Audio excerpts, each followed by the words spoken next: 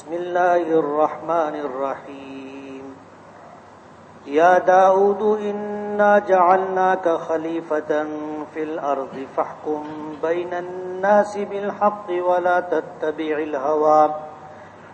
تتبع الهوى فيضلك عن سبيل الله إن الذين يضلون عن سبيل الله لهم عذاب شديد بما نسوا يوم الحساب وما خلقنا السماء والأرض وما بينهما باطلا ذلك ظن الذين كفروا فويل للذين كفروا من النار أم نجعل الذين آمنوا وعملوا الصالحات كالمفسدين في الأرض أم نجعل المتقين كالفجار كتاب أنزلناه إليك مبارك ليدبروا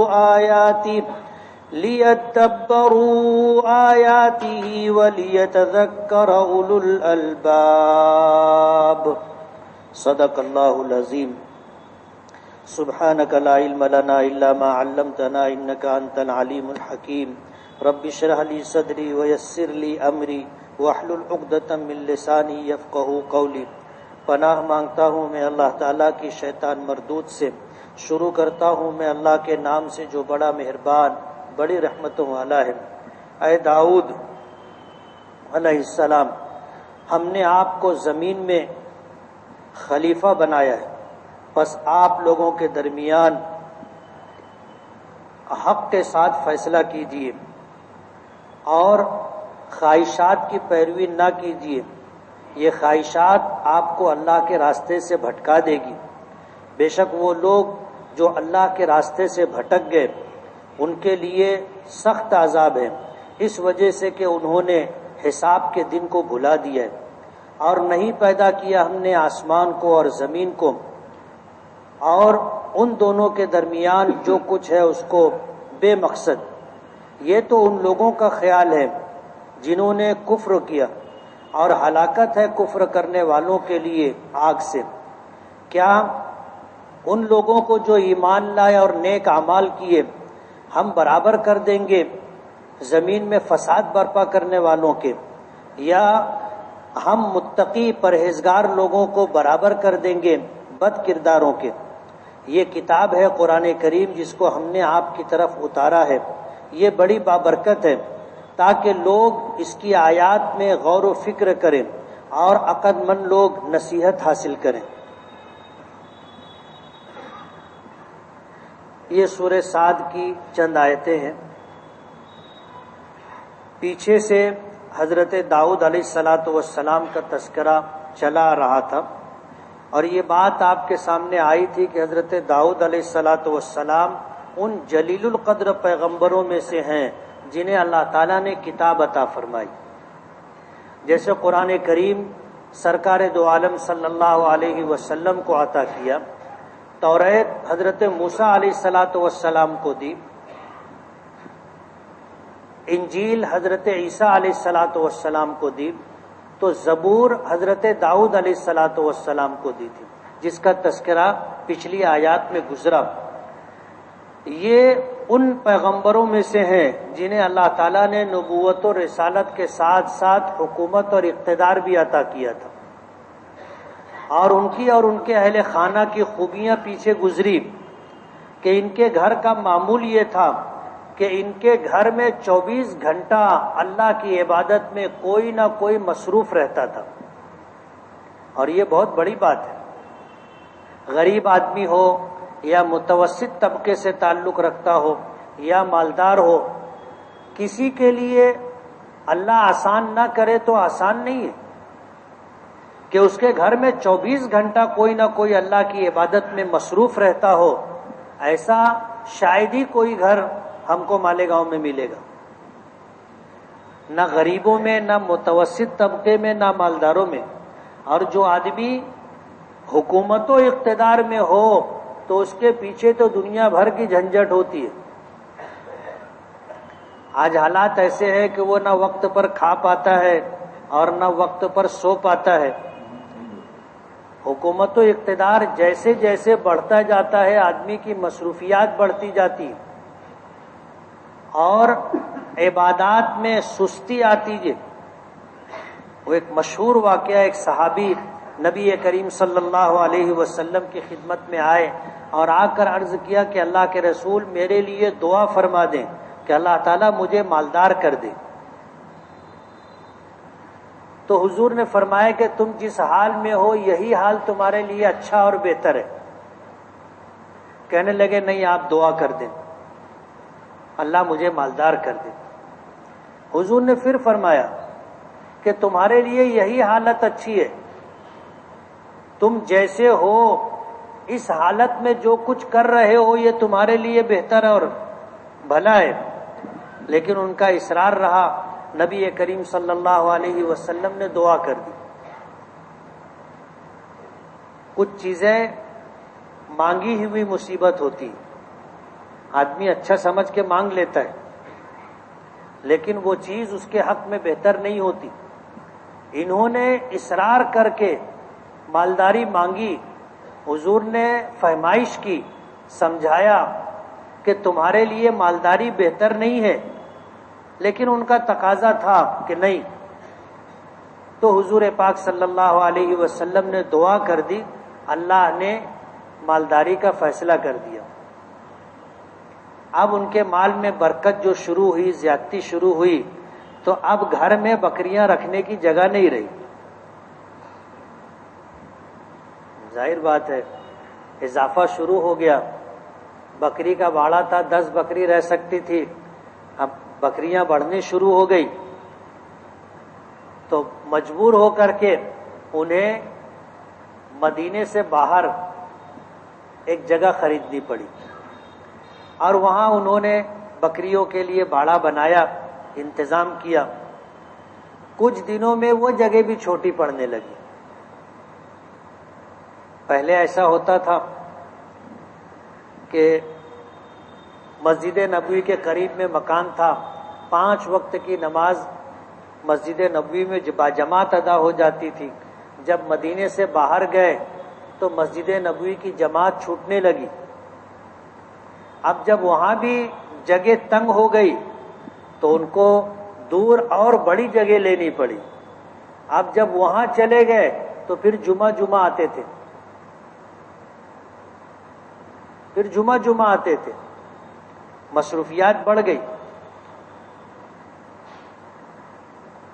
پھر نبی کریم صلی اللہ علیہ وسلم نے ایک مرتبہ اپنا عامل بھیجا.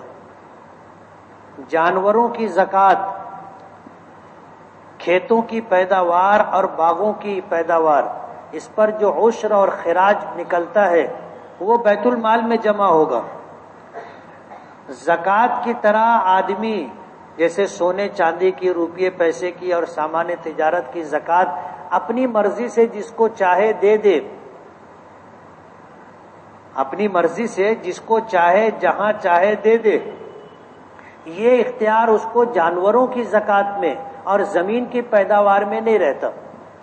اس کو یہ اس کی زکوٰۃ بیت المال ہی میں جمع کرنی پڑے گی اور بیت المال کی طرف سے پھر جو بھی حاکم وقت ہوگا وہ عام مسلمانوں کی ضرورت میں اسے خرچ کرے گا. اب ایک مرتبہ ایسا ہوا کہ حضور سال پورا ہوا، حضور نے جانوروں کی زکوٰۃ وصولی کے لیے عامل بھیجا تو عامل سب طرف جو ہے زکوٰۃ وصول کرتے کرتے کرتے کرتے ان کے پاس بھی پہنچا. اب ظاہر بات ہے مال کی محبت تھی، جبھی دعا کروائی تھی کہ اللہ کے رسول دعا کر دیں کہ میں مالدار ہو جاؤں. اب مال کی محبت اتنی بڑھی کہ حضور کی طرف سے جب عامل زکوٰۃ وصول کرنے کے لیے گیا تو انہوں نے زکوٰۃ دینے سے انکار کر دیا. عامل واپس آیا، بیت المال میں جو کچھ وصولی ہوئی تھی جمع کروایا، پھر نبی کریم صلی اللہ علیہ وسلم کی خدمت میں پہنچا اور حضور کے سامنے اس بات کا تذکرہ کیا کہ تمام لوگوں نے اپنے جانوروں کی اور اپنی پیداوار کی زکوٰۃ دے دی، میں نے بیت المال میں جمع کر دیا، یہ اس کا حساب. ایک شخص نے زکوٰۃ نہیں دی تو حضور نے پوچھا کون؟ تو بتایا کہ فلاں شخص. حضور نے خاموشی اختیار فرمائی اور پھر حضور دنیا سے پردہ فرما گئے. حضرت ابو بکر کا زمانہ آیا، لوگوں کو پتہ چلا کہ اس نے زکوٰۃ نہیں دی ہے تو لوگ اس کو بہت لعنت ملامت کیے کہ تو محتاج اور کلاش تھا، تیرے پاس تھا کیا؟ تو نے حضور سے دعا کی درخواست کی، حضور نے منع کیا تھا، لیکن تیرے اصرار پر حضور نے دعا کر دی، اللہ نے آج تجھ کو مالدار کر دیا. اب زکوٰۃ دینا تجھ کو بھاری پڑ رہا ہے. جس خدا نے سب کچھ دیا اس کے ایک فریضے کی ادائیگی سے تو انکار کر رہا ہے. تو وہ زکوٰۃ لے کر کے حضرت ابو بکر صدیق کی خدمت میں آیا. یہ مسلمانوں کے امیر اور خلیفہ تھے حضور کے بعد. حضرت ابو بکر صدیق رضی اللہ تعالی عنہ نے جواب یہ دیا کہ یہ حضور کی خدمت میں بعد میں زکوٰۃ لے کر کے آیا. حضور کی خدمت میں بعد میں زکوٰۃ لے کر کے آیا تو حضور نے زکوٰۃ وصول کرنے سے لینے سے انکار کر دیا. پھر حضور دنیا سے پردہ فرما گئے. حضرت ابو بکر کے زمانے میں زکوٰۃ لے کر کے آیا. حضرت ابو بکر نے کہا کہ جس شخص کی زکوٰۃ نبی کریم صلی اللہ علیہ وسلم نے قبول نہیں فرمائی، ابو بکر یہ جرأت نہیں کر سکتا کہ اس کی زکوٰۃ قبول کرے. حضرت ابو بکر کا زمانہ گزر گیا، حضرت عمر فاروق کا زمانہ آیا، پھر یہ زکوٰۃ لے کر کے پہنچے. تو حضرت عمر فاروق نے کہا کہ جس شخص کی زکوٰۃ میرے دونوں بزرگوں نے قبول نہیں کی تو عمر ابن خطاب کے بیٹے کی یہ ہمت نہیں ہے کہ ان کی زکوٰۃ لے.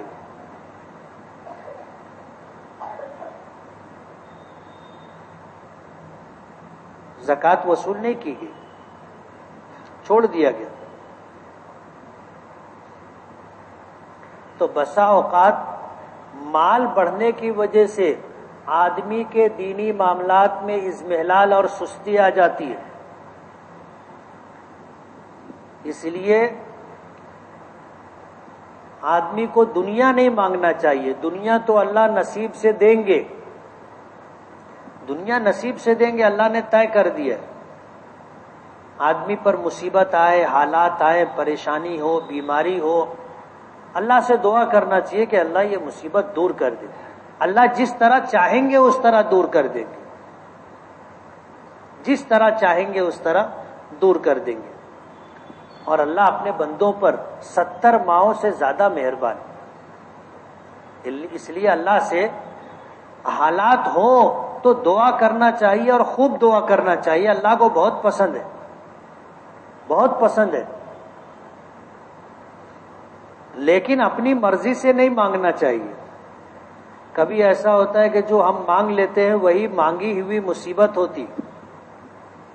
آدمی مانگ لیتا اور اٹک جاتا. اس لیے فیصلہ اللہ پر چھوڑنا چاہیے کہ اللہ جو میرے حق میں بہتر ہو دنیا اور آخرت کے اعتبار سے وہ فیصلہ کر دے. اپنی مرضی سے نہیں مانگنے کا، فیصلہ اللہ پر. جب آدمی بہت بڑا ہو تو اس کا فیصلہ بھی اس کی شان اور اس کی طبیعت کے مطابق ہوتا ہے. خلیفہ ہارون رشید کے دربار میں اس سے پہلے میں نے واقعہ سنایا تھا. گاؤں دیہات کے لوگ آنے لگے تو کسان تھے، دونوں میاں بیوی رات بھر سوچتے رہے کہ اپنے خلیفہ کے دربار میں جا رہے تو خلیفہ کو تحفے میں کیا چیز دیں، کیا چیز دیں. بہت سوچے یہ فیصلہ کیا کہ اپنے کنویں کا پانی جتنا میٹھا ہے بادشاہ کو کہاں ملے گا ایسا پانی. اب ان کی سوچ تو ان کے حالات کے اعتبار سے تھی، اس لیے وہ مٹکے میں پانی لیے اور میاں بیوی وہ مٹکا لے کر کے بغداد خلیفہ ہارون رشید کی خدمت میں پہنچے اور دربار میں لے جا کر کے وہ پانی پیش کیا. تو خلیفہ ہارون رشید نے دونوں ہاتھوں سے ان کا لایا ہوا تحفہ قبول کیا اور کہا کہ ہماری خوابگاہ میں رکھ دو. اور پھر حکم دیا، مٹکا منگوایا، مٹکا بھر کر کے ان کو درہم دیے. دینے والا اپنی حیثیت کے مطابق دیتا ہے. یہ پانی لا کر کے دیے، بادشاہ وقت نے ان کو مٹکا درہم سے بھر کر کے دیا اور کہا کہ ان کو جب لے جاؤ تو اس طرف سے لے جانا، دریائے دجلہ کی طرف سے، تاکہ ان کو پتہ چلے کہ جو پانی تم لے کر کے آئے ہو اس سے اچھا پانی ہمارے پاس اتنا ہے کہ پورا دریا لبالب بھر کے بہ رہا ہے، وہ دیکھ لیں.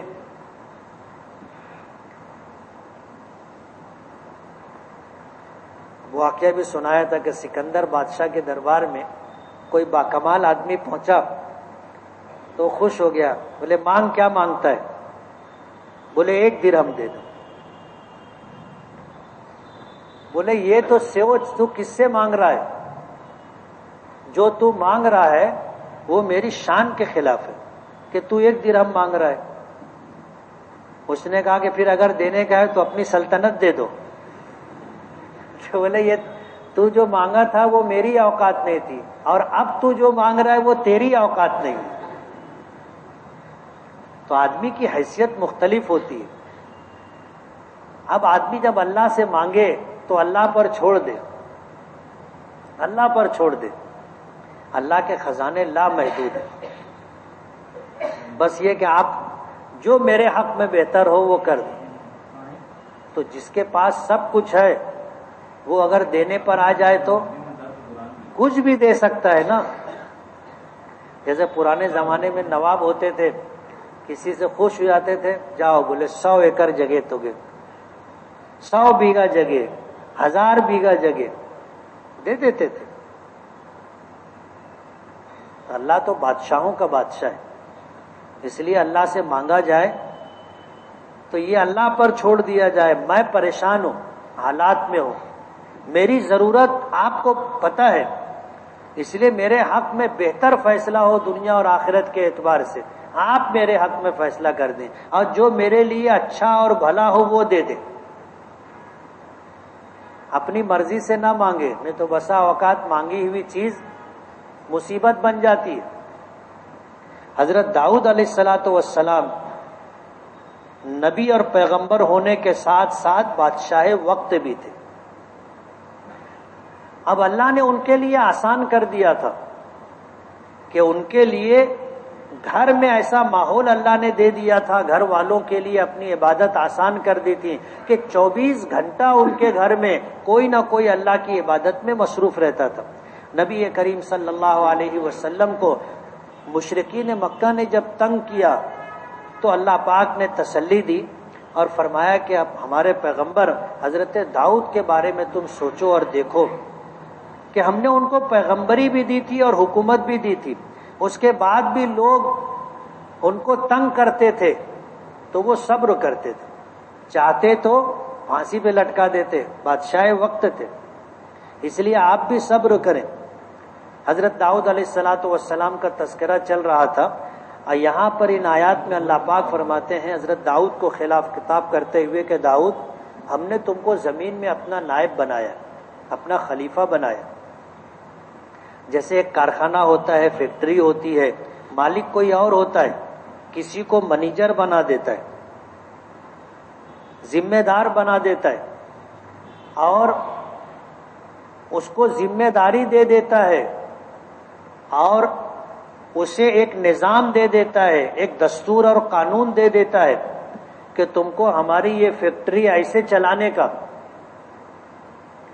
اس قانون کو تم کو بھی ماننا ہے اور لوگوں سے منوانا بھی ہے، اس قانون پر تم کو بھی عمل کرنا ہے اور لوگوں کو اسی قانون کے مطابق عمل کروانا ہے. یہ ایک نظام ہوتا ہے. اللہ پاک نے روئے زمین پر انسانوں کو اپنا خلیفہ بنایا. حضرت داؤد علیہ السلام کو حکم دیا فاحکم بین الناس بالحق. یہ حضرت داؤد کے نام کے ساتھ خطاب ہے، لیکن اس کے مخاطب حضرت داؤد کے توسط سے سارے ہی انسان ہیں، سارے ہی انسان. فاحکم بین الناس بالحق، لوگوں کے درمیان انصاف کے ساتھ فیصلے کرو. اقتدار چھوٹا بھی ہوتا ہے، بڑا بھی ہوتا ہے. جو گھر کا مکھیا ہوتا ہے، گھر کا بڑا ہوتا ہے، اس کی حکومت ہوتی گھر پر، بیوی بچے ان کو بات ماننی پڑتی،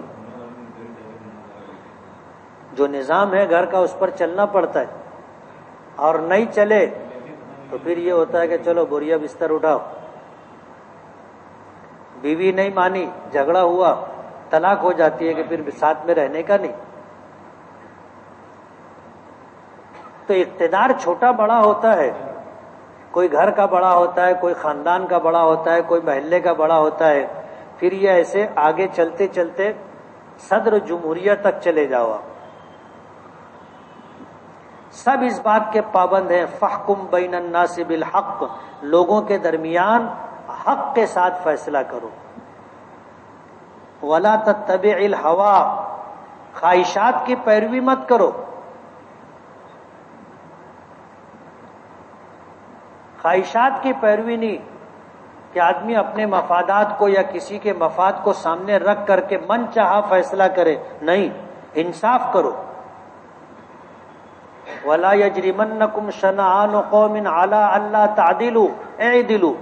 اللہ پاک نے فرمایا کہ کسی قوم کی دشمنی تم کو اس پر نہ ابھارے کہ تم لوگوں کے درمیان ناحق فیصلہ کرو. اعدلوا، تم حق اور انصاف کے ساتھ فیصلہ کرو.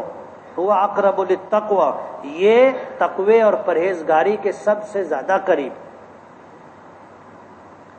خواہشات کی پیروی مت کرو. اگر تم نے خواہشات کی پیروی کی فیضلک عن سبیل اللہ، تو یہ خواہشات کی پیروی تم کو راہ حق سے ہٹا دے گی، تمہیں گمراہ کر دے گی.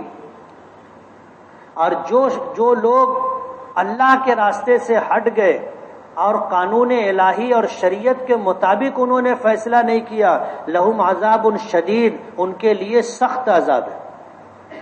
کیوں؟ بما نسوا یوم الحساب، اس وجہ سے کہ وہ آخرت کے دن کے حساب کو بھلا دیے. ایک شخص کو اگر یہ احساس ہو، اس بات کا استحضار ہو کہ مجھے اللہ کے سامنے کھڑے ہو کر کے حساب دینا ہے، وہ کبھی غلط کام نہیں کرے گا. کرنے لگے گا، سوچے گا کل اللہ کے سامنے حساب دینا ہے، آج غلط کریں گے کل حساب دینا ہے، اٹک جائیں گے. اس لیے اٹکنے والا کام نہیں کرنے کا. آدمی جب آخرت کے دن کو بھلا دیتا ہے، حساب و کتاب کو بھول جاتا ہے، پھر وہ من چاہا فیصلہ کرتا ہے کہ جو اس کو اچھا لگے وہ کرتا ہے. تو جو لوگ منمانی کرتے ہیں، رب چاہی اور قانون الہی کے خلاف چلتے ہیں، فرمایا لہم عذاب شدید، ان کے لیے سخت عذاب ہے، بما نسوا یوم الحساب، اس وجہ سے کہ انہوں نے حساب کے دن کو بھلا دیا. یہ ایک بات تھی کہ حکمراں اور ذمہ داروں کو اس بات کا اللہ نے پابند کیا ہے کہ اقتدار چھوٹا ہو یا بڑا ہو، ہر جگہ انصاف کریں، ہر جگہ انصاف کریں، اللہ کے قانون اور شریعت کے مطابق فیصلہ کریں. اس بات کا پابند کیا. دوسری بات یہ کہ وما خلقنا السماء والارض وما بینہما باطلا، یہ آسمان اور یہ زمین اور اس کے درمیان جو کچھ ہے جس میں انسان ہم بھی ہیں، اللہ نے بے مقصد نہیں پیدا کیا. یہ پوری کائنات کے پیدا کرنے کا ایک مقصد ہے. اللہ نے اسے نکما یا باطل یا ایسے ہی بے غلط بغیر کسی مقصد اور غرض کے پیدا کر دیا ہو، ایسا نہیں ہے. اللہ تعالی حکیم ہے. الحکیم لا یخلو فعلہ عن الحکمہ، اللہ حکیم ہے اور حکیم کا کوئی کام حکمت سے خالی نہیں ہوتا. اس کائنات میں اللہ نے کوئی چیز بے مقصد پیدا نہیں کی، ہر ایک کی پیدائش کا مقصد ہے. تو ہماری پیدائش کا بھی ایک مقصد ہے. اللہ نے ایسے ہی نہیں بھیج دیا کہ بابر بعیش کوش کے عالم دوبارہ نیست. بابر بادشاہ گزرا، وہ کہتا تھا کہ بس یہی دنیا ہے، اس کے بعد کوئی دنیا نہیں ہے، جتنا عیش کرنے کا ہو عیش کر لو. ایسا نہیں ہے. یہ دنیا تو بہت مختصر ہے، اس کے بعد والی دنیا جو ہمیشہ ہمیشہ کی ہے وہ لامحدود زمانہ ہے. اور یہاں آنے کا مقصد اللہ کی عبادت ہے. اللہ نے فرمایا وما خلقت الجن والانس الا لیعبدون، کہ میں نے جنات و انسان کو اپنی عبادت کے لیے پیدا کیا ہے۔ دنیا دینے کی ذمہ داری تو اللہ نے لی ہے، سب کا نصیب اللہ نے بنا دیا۔ وما من دابۃ فی الارض الا علی اللہ رزقها، جتنی مخلوقات ہیں سب کو روزی دینے کی ذمہ داری اللہ نے لے لی ہے، اور اللہ پوری کائنات کو پالتا ہے، کھلاتا ہے، پلاتا ہے، ان کی ساری ضرورت اللہ پوری کرتا ہے، یہ اس کی ربوبیت ہے۔ تو دنیا تو اللہ دیتے ہیں، ہمیں دنیا کمانے کے لیے اور بنانے کے لیے اللہ نے نہیں بھیجا، منع بھی نہیں کیا، لیکن کمانا، کھانا، پہننا ہمارا مقصد نہیں ہے پیدائش کا، ہماری پیدائش کا مقصد اللہ کی عبادت۔ ضرورت کے مطابق اپنی ضرورتیں پوری کرنے کے لیے شریعت نے اجازت دی ہے کہ جائز اور حلال طریقے سے، حلال مال سے تم اپنی ضرورتیں پوری کرو، لیکن حد سے تجاوز مت کرو، فضول خرچی مت کرو۔ ولا تبذر، فضول خرچی مت کرو، ان المبذرین کانوا اخوان الشیاطین، کہ فضول خرچی کرنے والے شیطان کے بھائی ہیں۔ اعتدال کے ساتھ دنیا کماؤ بھی اور اعتدال کے ساتھ خرچ بھی کرو، ہوگا وہی جو نصیب اور مقدر ہے۔ لیکن دنیا کمانے بنانے کے لیے اللہ نے ہم کو پیدا نہیں کیا، پیدا کیا عبادت کے لیے۔ تو اللہ نے کائنات کی کوئی چیز بے مقصد پیدا نہیں کی، اس میں ہم بھی ہیں، ہماری پیدائش کا بھی مقصد ہے۔ ذالک ظن الذین کفروا، یہ تو ان لوگوں کا گمان ہے جنہوں نے کفر کی راہ اختیار کی، اللہ کی ربوبیت اور الوہیت اور توحید سے انکار کیا، یہ ان کا راستہ ہے کہ بس جو ہے یہی ہے، اس کے بعد کچھ نہیں۔ اور اللہ نے یہ پورا کارخانہ، پوری کائنات بے مقصد پیدا کیا، یہ گمراہ اور کافر لوگوں کا گمان اور خیال ہے۔ فویل للذین کفروا من النار، بس ہلاکت اور تباہی و بربادی ہے ان لوگوں کے لیے جنہوں نے انکار کیا، کفر کی راہ اختیار کی، جہنم سے۔ تیسری بات اللہ پاک یہ فرماتے ہیں ام نجعل الذین آمنوا وعملوا الصالحات کالمفسدین فی الارض، اس دنیا میں تو سب برابر ہے، سب اللہ کی مخلوق ہیں، اللہ سب کو کھلاتا ہے، سب کو پلاتا ہے، سب کو دنیا دیتا ہے کم زیادہ۔ دنیا میں بھید بھاؤ نہیں ہے، بلکہ آپ دیکھو گے قرآنی آیات اور حضور پاک صلی اللہ علیہ وسلم کے ارشادات کے پیش نظر یہ دنیا اللہ کی نظر میں مچھر کے پر کے برابر بھی حیثیت نہیں رکھتی۔ اس لیے دنیا اللہ نافرمانوں کو دیتا ہے اور ہم سے فرما برداروں سے زیادہ دیتا ہے۔ اس دنیا کی کوئی قیمت نہیں ہے، کوئی حیثیت نہیں ہے اللہ کی نظر میں۔ حضور نے یہاں تک فرمایا کہ لو کانت الدنیا عند اللہ جناح بعوضہ ما سقا کافرا منہ شربا، کہ اگر اس دنیا کی حقیقت، حیثیت اللہ کی نظر میں مچھر کے پر کے برابر بھی ہوتی تو اللہ تعالیٰ اس دنیا میں کسی کافر کو ایک گھونٹ پانی بھی نہیں دیتا۔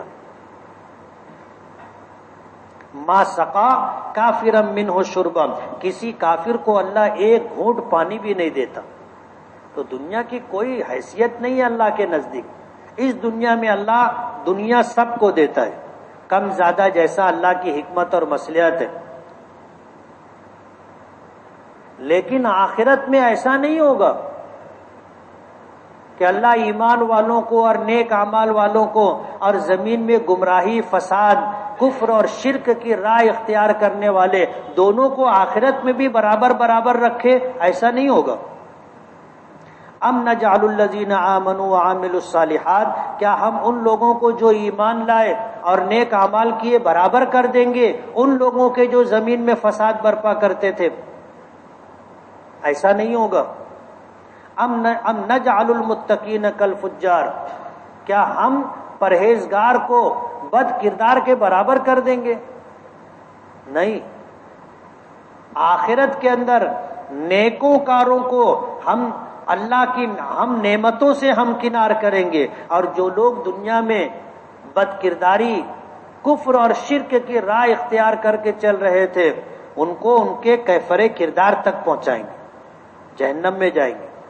دونوں وہاں آخرت میں برابر نہیں ہوں گے۔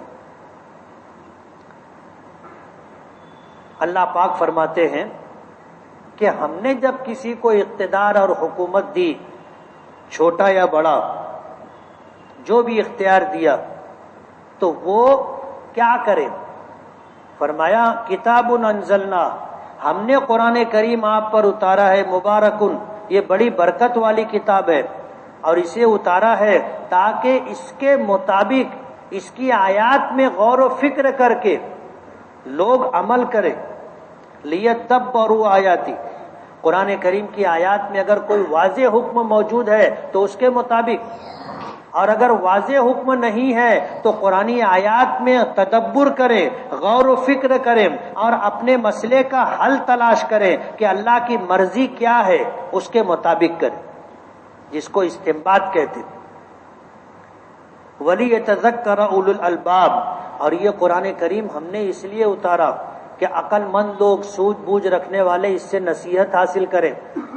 دو الگ چیز ہے، ایک قرآن کریم کی آیات میں تدبر کرنا، غور و فکر کرنا، اللہ کی مرضیات کو تلاش کرنا، یہ علماء کا کام ہے۔ اس کے لیے علم کی ضرورت ہے،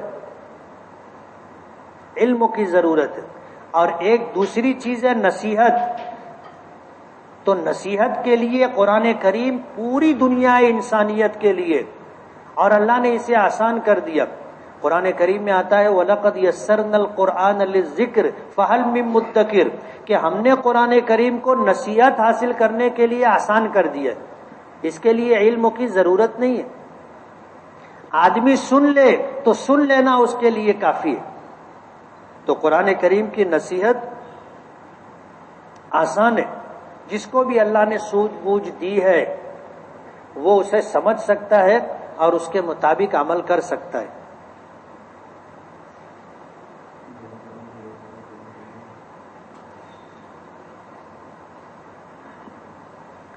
کسی نے پوچھا ہے کیا زوال رات کے وقت بھی ہوتا ہے؟ امام ابو یوسف رحمۃ اللہ علیہ، امام اعظم ابو حنیفہ رحمۃ اللہ علیہ کے بہت ہونہار شاگرد تھے، اور ان کے شاگردوں میں ان کو سب سے بڑا مقام حاصل ہے، بہت بڑے فقیہ تھے۔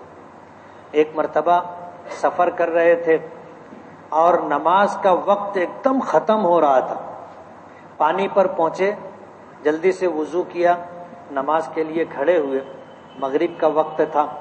امام ابو یوسف رحمۃ اللہ علیہ کو نماز پڑھانے کے لیے امام اعظم ابو حنیفہ رحمۃ اللہ علیہ نے آگے بڑھایا۔ وہ مصلی پر کھڑے ہوئے، قل اعوذ برب الفلق، قل اعوذ برب الناس پڑھ کر نماز پوری کی۔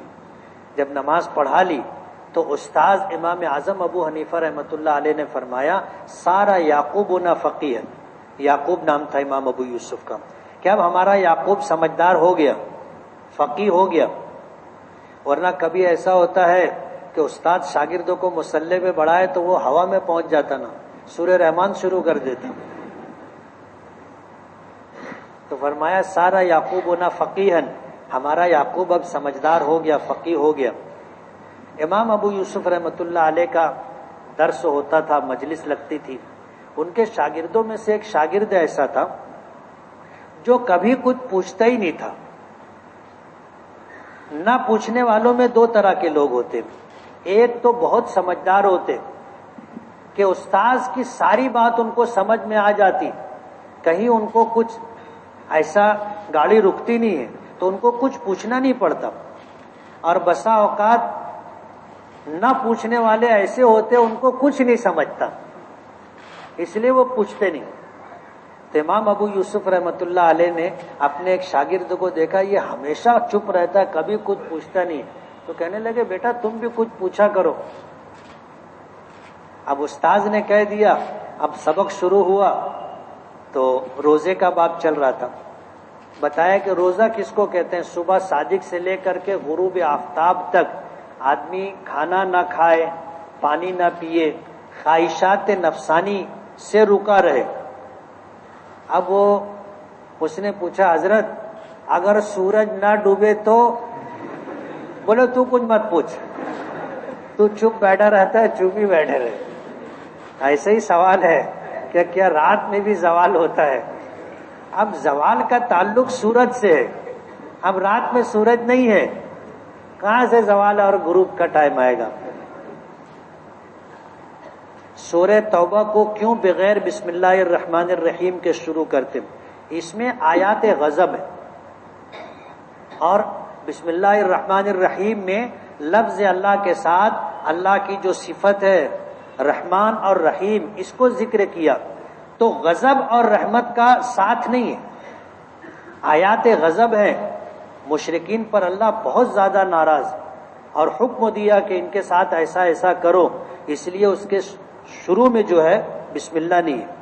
یہ جملہ کہنا کہ کرم اللہ کا اور سایہ رسول اللہ کا آدمی کی نیت پر مبنی ہے، آدمی کی نیت پر مبنی ہے۔ اگر اس کہنے کا مقصد اچھا ہے کہ کرم اللہ کا، وہی کرم کے معنی بغیر مانگے جو چیز ملے، تو اللہ تو بغیر مانگے دیتا ہے، وہ کریم ہے، بغیر مانگے دیتا ہے۔ یہ کہنا کہ کرم اللہ کا اچھی بات ہے، یہ کہنا سایہ رسول اللہ کا، ظاہر بات ہے آپ ہمارے لیے رحمت للعالمین، آپ شفیع المذنبین، آپ کی شفاعت اللہ قبول فرمائیں گے۔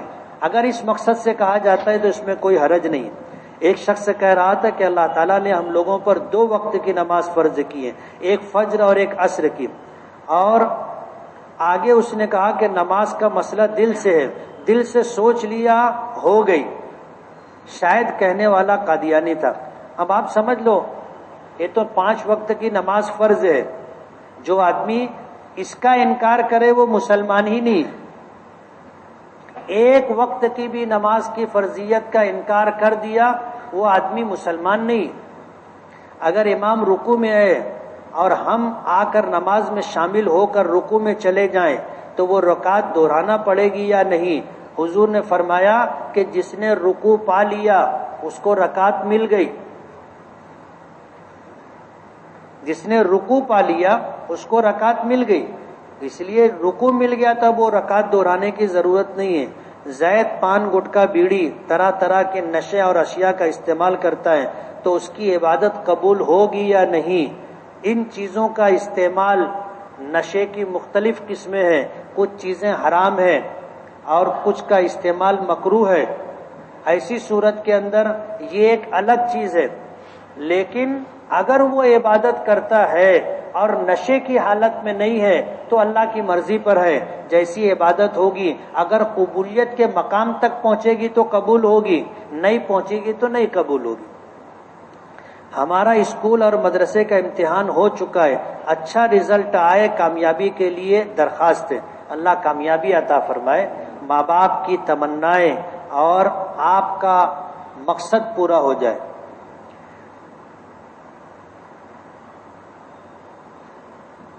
رسول خدا کو پہلے سے معلوم ہوا کہ عمر فلاں دن ہلاک ہوگا، انہوں نے اس دن عید منانے کو کہا کہ وہ سب سے بڑی عید ہوگی، یہ غلط بات ہے، معلوم نہیں کہاں سے سن لی۔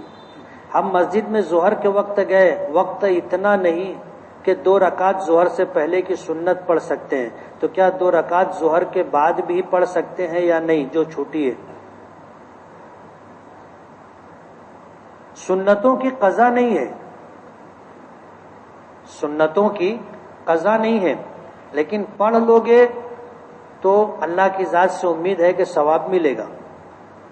رمضان کے مہینے میں جو تراویح ہوتی ہے اس کی نیت پوری 20 رکعت کی کرنا ہے یا 2 کر کے؟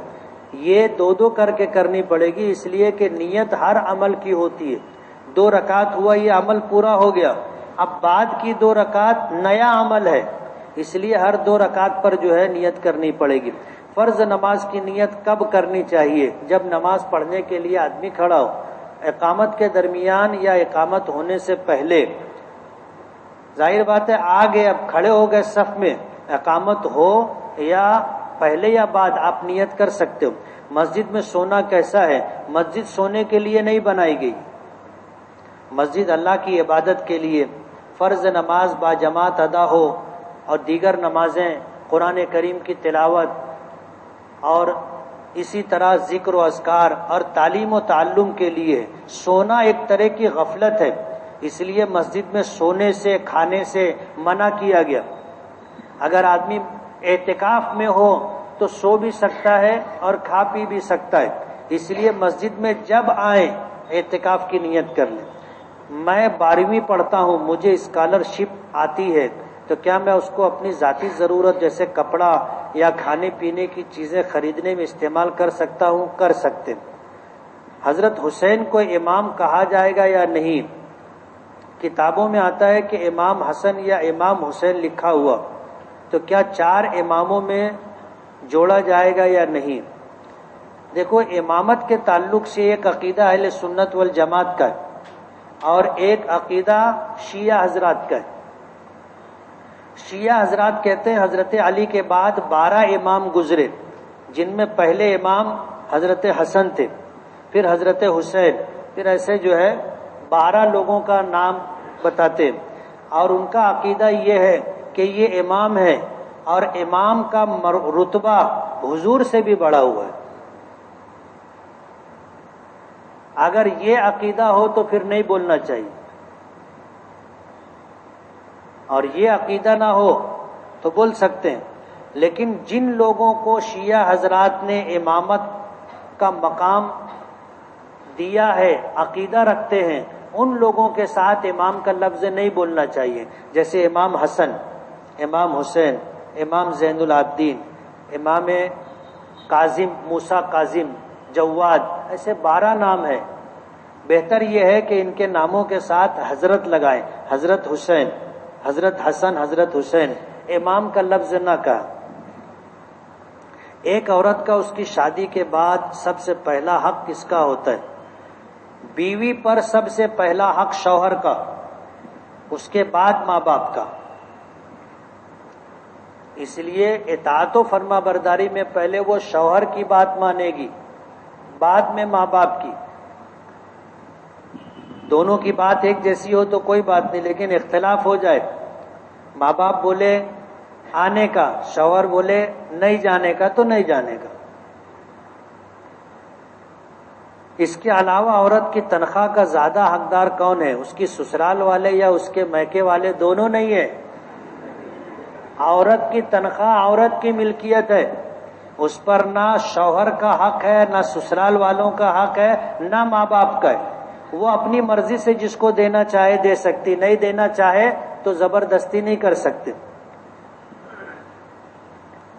کسی نے پوچھا ہے حضور کے والدین جنت میں جائیں گے یا نہیں؟ تمہارا دل کیا بولتا؟ جس کی وجہ سے دنیا جنت میں جائے گی، جن کی شفاعت پر، جن پر ایمان لانے کی وجہ سے، جن کی اطاعت و فرما برداری کی وجہ سے دنیا جنت میں جائے گی، ان کے ماں باپ۔ عشاء کے بعد وتر کی نماز چھوٹ جائے تو کیا عشاء کی نماز قبول ہوگی یا نہیں؟ فرض ادا ہو گیا، وتر کی پوچھ ہوگی اگر نہیں پڑھیں گے۔ حضرت علی کا روضہ کہاں ہے؟ حضرت علی کے والدین مسلمان ہیں یا نہیں؟ حضرت علی رضی اللہ تعالی عنہ کی قبر کہاں ہے کسی کو نہیں معلوم۔ آج دنیا میں 4 مقامات پر ان کی قبر ہونے کا دعویٰ کیا جاتا ہے۔ کچھ لوگ کہتے ہیں وہ جنت البقیع میں دفن ہے، کچھ لوگ کہتے ہیں قبیلہ طے جہاں کا حاتم طائی تھا وہاں ریگستان میں ان کی قبر ہے، کچھ لوگ کہتے ہیں کہ ان کی قبر مصر میں، اور کچھ لوگ کہتے ہیں کہ نجف اشرف میں۔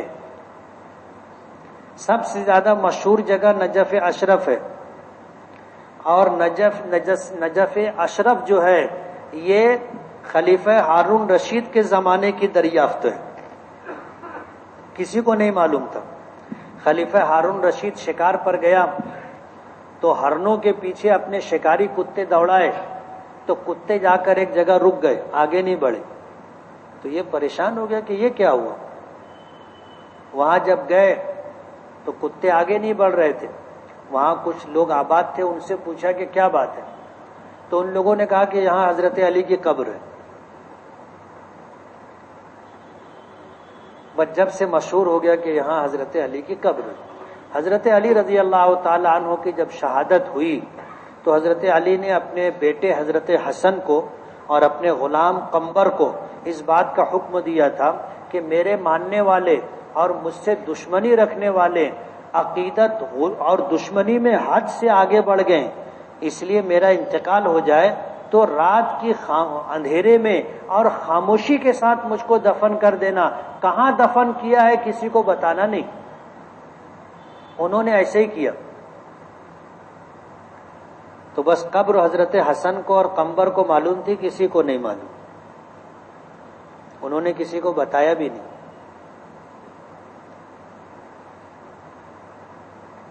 زید کے والد کی طبیعت خراب ہوئی اور اس میں ان کا دماغی توازن متاثر ہو گیا. اس میں نماز کا حکم، اگر دماغی توازن ایسا کھویا کہ اب ان کو جو ہے کچھ سمجھتا نہیں ہے، اللہ کے فرائض، احکام، نفع نقصان، تو وہ مکلف نہیں رہے، اس لیے نماز ان پر فرض نہیں ہوگی. میرے ایک دوست کو گاڑی لگ رہی تھی، میں اس کو گاڑی دلایا. جس کی گاڑی تھی اس نے مجھے 300 روپیہ دیا. لینا جائز ہے یا نہیں؟ یہ کمیشن ہے. دو لوگوں کے درمیان معاملات طے کروا کر اجرت لینا جائز ہے. زید جب حفظ کرنا شروع کیا تھا، جب سے مکمل ہونے تک اور مکمل ہونے کے بعد بھی زید قرآن میں آئے ہوئے تمام سجدوں والی آیات پڑھنے کے بعد بھی سجدے نہیں کرتا تھا. اب وہ تمام سجدوں کو کس طرح ادا کرے؟ اسے اتنے سجدے کر لینا چاہیے سجدے تلاوت کی نیت سے کہ اس کو اطمینان ہو جائے کہ مجھ پر جتنے سجدے تھے وہ ادا ہو گئے. ابھی کر لینا چاہیے. پچھلے ہفتے آیت سجدہ آیت، تو اس پر یہ بتایا گیا تھا کہ پڑھنے والے اور سننے والوں پر سجدہ واجب ہے. کچھ لوگ ایسے ہوتے ہیں کہ مجلس میں بیٹھے تو ان کا وضو ٹوٹ جاتا ہے. سجدہ تلاوت کے لیے پاکی ضروری ہے، وضو ہونا ضروری ہے. بے وضو اگر سجدہ تلاوت کریں گے تو سجدہ ادا نہیں ہوگا. زید تمام نمازوں میں سجدے میں کم زیادہ تعداد میں تسبیح پڑھتا ہے، تو کیا اس کی نماز ہو جاتی ہے؟ تسبیح کم سے کم 1 مرتبہ پڑھی جائے گی جو فرض مقدار ہے.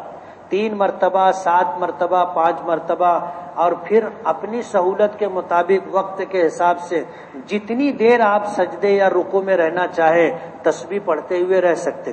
اگر ہم نے قسم کھائی اور قسم ٹوٹ گئی تو کیا کفارہ ادا کرنا ہوگا؟ قسم کا کفارہ 3 روزے، 3 روزہ قسم کا کفارہ ہے، یا 10 مسکینوں کو 2 وقت پیٹ بھر کھانا کھلانا ہے، یا 10 جوڑے کپڑے غریبوں کو دینا ہے. یہ قسم کا کفارہ ہے. زید نے قسم کھائی اور قرآن پر ہاتھ رکھ کر بولا کہ میں 2 لوگ سے میری زندگی میں کبھی بات نہیں کروں گا، اور وہ بات مولانا کو معلوم پڑی، مولانا نے بات چالو کرا دی، تو کیا کفارہ ادا کرنا ہوگا؟ ادا کرنا ہوگا. اگر آدمی کسی ایسی بات پر قسم کھا لیا کہ جو شریعت کے حکم کے خلاف ہے تو قسم توڑ دینا چاہیے. جیسے قسم کھا لیا کہ بات نہیں کروں گا، تو کسی مسلمان بھائی سے 3 دن سے زیادہ بات چیت بند رکھنا اللہ کو ناراض کرنے والا عمل ہے. اب اگر قسم کھا لی ہے تو قسم توڑ دیں گے، بات چالو کر دیں گے اور کفارہ دے دیں گے. میرا ایک دوست ہے، اس سے بات بند ہے. میں بات کرنے کے لیے گیا مگر وہ بات ہی نہیں کر رہا، بہت بھاؤ کھا رہا ہے. سنا ہے کہ جن 2 مسلمانوں کے درمیان بات بند ہوتی ہے ان کی شب برات کو مغفرت نہیں ہوتی. ایسا ہی ہے. اللہ تعالیٰ کچھ ایسے لوگ ہیں جن کی مغفرت کے معاملے کو روک کر کے رکھتا ہے، جس میں شراب پینے والے، جوا کھیلنے والے، زنا کرنے والے، ماں باپ کی نافرمانی کرنے والے، اپنے کسی مسلمان بھائی سے بات چیت بند کرنے والے، ایسے لوگوں کو اللہ تعالیٰ کہتے ہیں ان کا معاملہ ابھی چھوڑ کے رکھو، جب یہ اپنا معاملہ ٹھیک کریں گے جب دیکھیں گے. بعض جگہ مصلی پر گنبد خضرا، کعبہ، مسجد نبوی کی تصویر ہوتی ہے. تو اس پر نماز پڑھ سکتے ہیں، مگر بہتر یہ ہے کہ مصلی پر یہ سب کچھ نہ ہو، سادہ مصلی ہونا چاہیے۔ بعض لوگوں کا عقیدہ ہے کہ پیر اور جمعرات کے دن انڈا، مچھلی، جھینگا، بومل نہیں کھانا چاہیے۔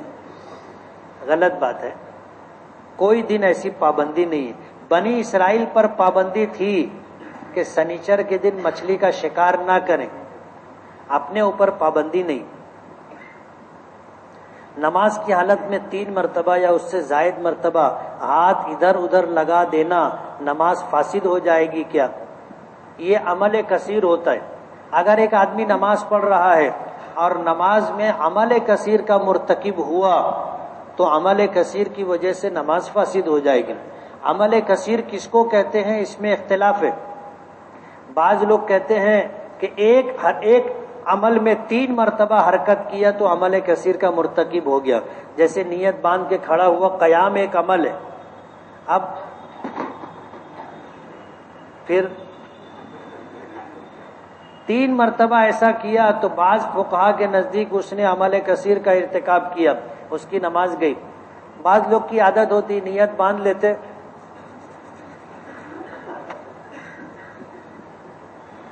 ایسے کچھ نہ کچھ حرکت کرتے رہے۔ کوئی نماز پڑھتا رہے تو آپ اس کو بیٹھ کے دیکھو،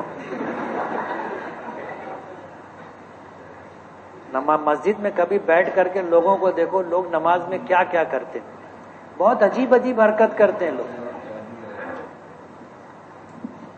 بہت عجیب عجیب حرکت۔ اگر وہی عمل ان کو جو ہے بتا دیے جائے کہ دیکھو تم ایسا کر رہے تھے تو اس کو بھی شرمندگی ہوگی، مگر لوگ کرتے رہتے۔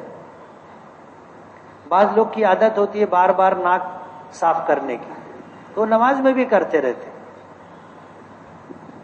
ہم لوگوں کے گھر میں چھوٹے چھوٹے ہم لوگ تھے تو والدہ کی تربیت تھی کہ ناک لوگوں کے بیچ میں رہتے ہوئے ناک نہیں صاف کرنا چاہیے۔ بعض لوگ ہوتے ہیں ایسے انگلی کرتے ہیں، ایسے بھی کرتے ہیں۔ آدمی تنہائی میں یہ سب کرے، لوگوں کے سامنے نہیں کرنا چاہیے۔ تو ایسا تھا کہ گھر میں کوئی بھی جہاں ناک میں انگلی ڈالا تو یہ تھا دوسرے کو کہ ٹوک دینے کا، تو وہ ٹوکنا ایسا ہوتا تھا کہ جہاں ناک میں کسی نے انگلی ڈالی تو ہم لوگ پوچھتے تھے کوئی تکلیف ہے کیا، تو پھٹ سے اس کے ہاتھ باہر آ جاتا تھا۔ تو یہ ساری چیزیں اپنے بچوں کو سکھانا چاہیے۔ تو نماز ایک ایسا عمل ہے کہ ہم لوگ اللہ کے سامنے کھڑے، ایسی حرکت کہ جسے خود آدمی پسند نہ کرتا ہو تو اس کو نماز میں کرنا کیسے اچھا ہوگا۔ تو بعض ائمہ کے نزدیک اگر 3 مرتبہ کسی نے ایک عمل میں یہ حرکت کی تو اس کی نماز فاسد ہو جائے گی، لیکن فتویٰ اس پر نہیں۔ فتویٰ اس پر ہے کہ اس نے ایسا کوئی عمل کیا کہ دیکھنے والا سمجھے کہ نماز میں نہیں ہے تو نماز فاسد ہو جائے گی۔ جیسے بعض لوگ نماز پڑھتے رہتے اور ایسے دیکھتے رہتے، تو ظاہر بات ہے کوئی آدمی آ کے دیکھے گا تو سمجھے گا نا کہ یہ نماز نہیں پڑھ رہا، تو یہ عمل کثیر ہے۔ ہر ایسا عمل کہ دیکھنے والا اگر یہ سمجھے کہ یہ نماز میں نہیں ہے تو یہ عمل کثیر ہے، اس کی نماز نہیں ہوگی۔ اللہم صلی وسلم وبارک علی سیدنا